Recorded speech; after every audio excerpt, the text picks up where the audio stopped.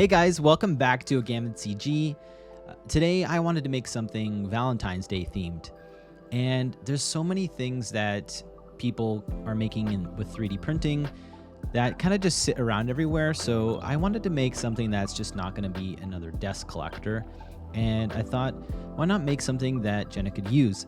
So I went through her room and tried to find out something that she could use, maybe a phone holder or something like that.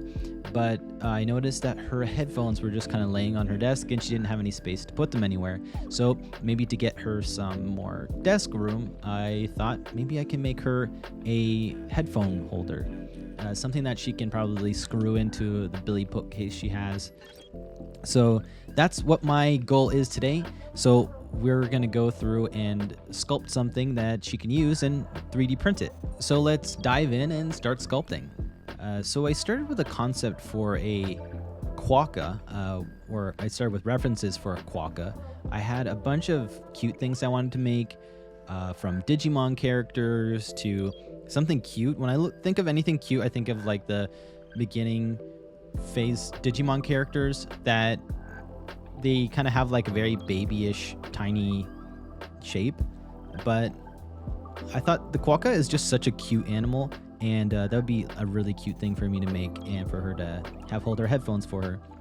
But I think the problem I had here was he's kind of chunky, and to give him arms that are big enough to hold the headphones was kind of challenging. So I ended up just starting over completely. I really didn't like it for some reason. It looked a little cute, but it wasn't really what I was going for. So I completely restarted and just started playing with other shapes. Here you can kind of see I'm going right back to the Digimon style. He's got kind of that mouth like that, but it didn't really stick. And I mean, this looks exactly like a Digimon baby, and he kind of has that cute bubbly type, but he just has a little tiny chibi body. So that's kind of what I was going for. Maybe something like I think it might be like a Cupidmon or something like that. It's some sort of Digimon that has like an angel body, but not the Angemon. That has like big arms. So I think it was kind of going for something like that. Tiny little body, big head, and I just wanted to have kind of a really cute appeal to it. So here I am kind of just giving some eyes to give it some character, and creating a heart, because it's just cuter if he's offering his heart to her in exchange for headphones. So here I'm just kind of putting all the forms together, making the leg a single shape, and getting in some more details. As you can see, maybe it's my bias towards bunnies, but he's starting to look more and more like a bunny and a lot less like a Digimon character. He's got a little fluff of hair there, and he's got the loppy ears that are a lot thicker. I'm giving him some cheeks and some eyelids for expression, but he's definitely getting more of a bunny shape. So that's kind of what I am going for.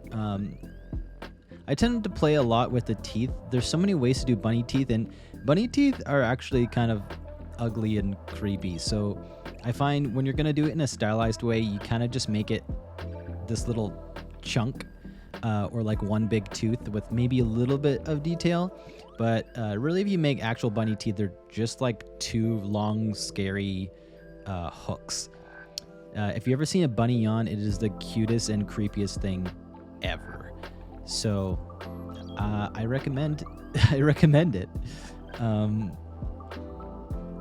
Here, I'm just combining everything together and bringing it into Maya. Sometimes you'll see like a little Agamid pipe window pop up. That's just my pipeline. I like to have pipelines. I like to have a pipeline tool for everything from publishing, modeling, rigging, look dev, animation, etc. It just really helps me to automate my own workflow. Maybe I'll do a video on that later. Here, you see me. I'm just creating kind of like a socket system to slide in to be able to hold it onto the Billy bookcase. So I'm just creating a section that can hold a part of his head into a slot, and you'll see me kind of like fuse it, the one end to his head. So it's kind of like a T slot. I'm not really sure what it's called, but I've seen a lot of people create things like this. So I'm just modeling it in Maya because it's just so much easier to do hard surface modeling in Maya. And I'm just trying to make area so you can screw it into the wall if you wanted. I tried printing it with a wood PLA filament, and it was pretty cool. It has a nice texture to it, and it'd be nice to sand, but it was really quite stringy. And I noticed the lines were a lot thicker, so it was hard for the connection to work, and it actually ended up breaking. So it didn't adhere quite as well as the regular PLA. So maybe some settings I'll have to fix.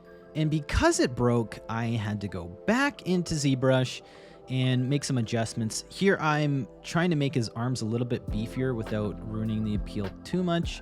I mean, this isn't a really super detailed model. This is just something quick and cute to make, and I didn't want to add too much detail to it, but I could totally do something like that in the future. And you know, I'm still pretty new to modeling. This is actually a year or less that I've been actually modeling, and just kind of getting into it.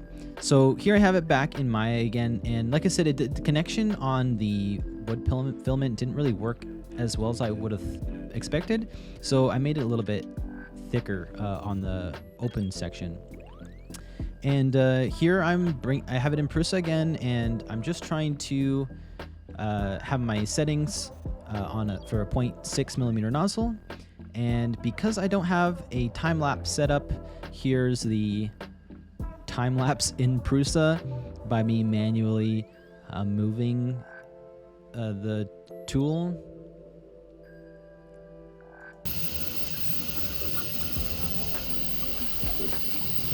It was a pretty fun sculpt, and I like that it was something that's actually useful, because there's already so much junk being made all the time for collecting dust. So, you know, although it's so nice to have something cool to display, it's even better if it has a function. Like and subscribe if you liked the content, and follow me on Instagram or TikTok. I try to post stuff on there regularly, along with these YouTube videos. Feel free to ask me questions in the comments. I'm new to this stuff, at least the modeling side. I'm from a rigging side, so you know, feel free to ask me any CG questions, and maybe we can learn together. That's all I have for this episode. Until next time.